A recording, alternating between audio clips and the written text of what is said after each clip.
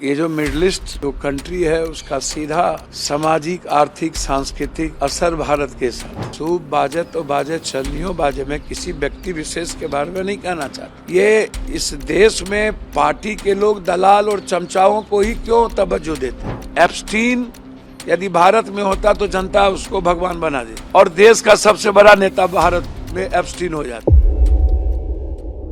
भारत में अब एलपीजी संकट जो है वो मंडराता नजर आ रहा है।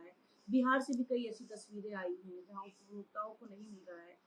आने वाले दिनों में संकट और गहरा सकता है। देखिए, एक बात समझिए, हम जो दुनिया को दे रहे हैं उससे भी हमारी इकोनॉमिक पर असर पड़ गई और जो दुनिया से हम ले रहे हैं, यदि मिडिल ईस्ट युद्ध इसी तरह सनकी के व्यवहार आचरण और अहंकार के कारण बढ़ता चला गया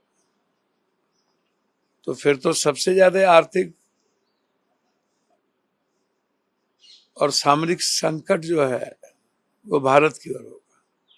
मैंने कई बार इस पर पहले भी चर्चा में कर चुका हूं कि जो चीज मुझे बहुत पहले पहल करनी चाहिए, ये जो मिडिल ईस्ट इलाका जो कंट्री है उसका सीधा सामाजिक आर्थिक सांस्कृतिक असर भारत के साथ, ना इससे ज्यादा चाइना प्रभावित होता है, ना अमेरिका, ना ही रूस। सबसे नजदीक हम हैं। हम पानी से आदान प्रदान करते हैं।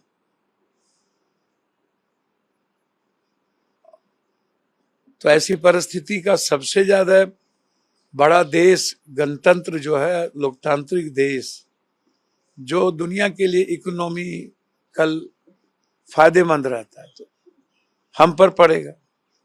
जैसे अब निजी प्लेन वाले कह रहे हैं कि हम कीमत बढ़ाएंगे, तो इसका असर किस पे पड़ेगा। होटल हमारे बंद हो रहे हैं। हमारे middle class lower middle class पर सबसे बुरा असर पड़ेगा। जो बच्चे पढ़ते हैं, जो बाहर रहते हैं, उस पर असर पड़ेगा। वैसे तो निजी जो प्लेन है ये तो मनमानी शुरू से करता है, चाहे इंडिगो हो चाहे कोई भी हो, एयरलाइंस कोई भी। जब भी मेरे यहाँ कोई पूजा, कोई संकट, कोई ऐसी परिस्थिति, कोई साइक्लोन आता है, 18,000 से नीचे तो कोई प्लेन की कीमत होती ही नहीं। 60,000 65,000 तक चला जाता है। तो ये मोनोपोली तो उनकी अलग है। तो सरकार को चाहिए कि अविलंब फीस की वार्ता हो। सरकार कहने की हिम्मत नहीं है।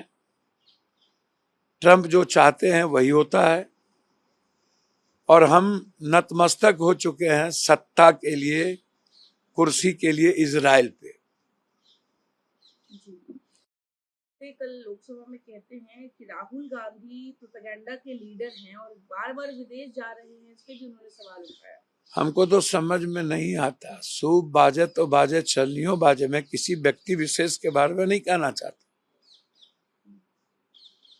लेकिन हाथी चले बाजार कुत्ता भूखे हजार, ऊंट बैठ भी जाए तो गधा से ऊंचा है।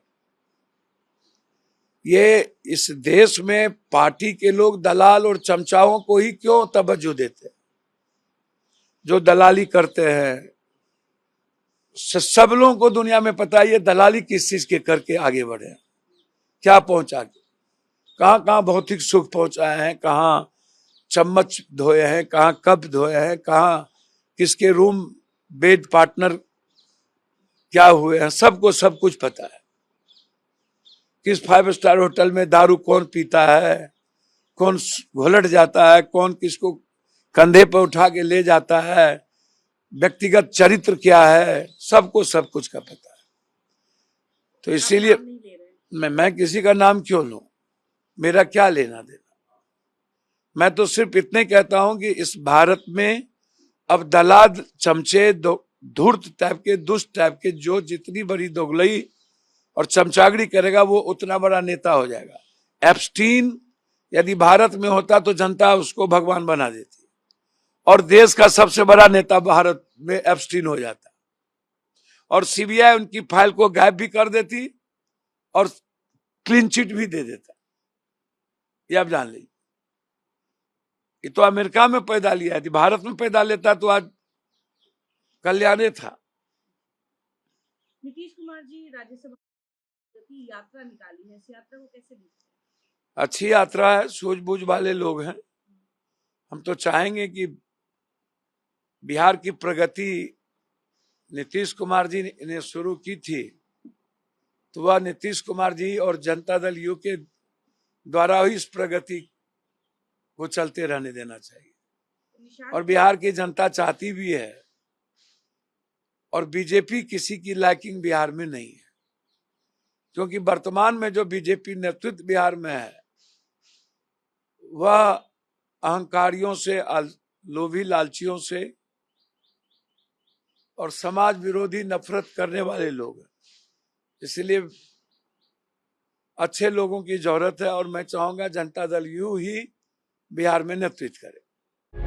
प्रभातखबर.com, विश्वास वही, रफ्तार नहीं।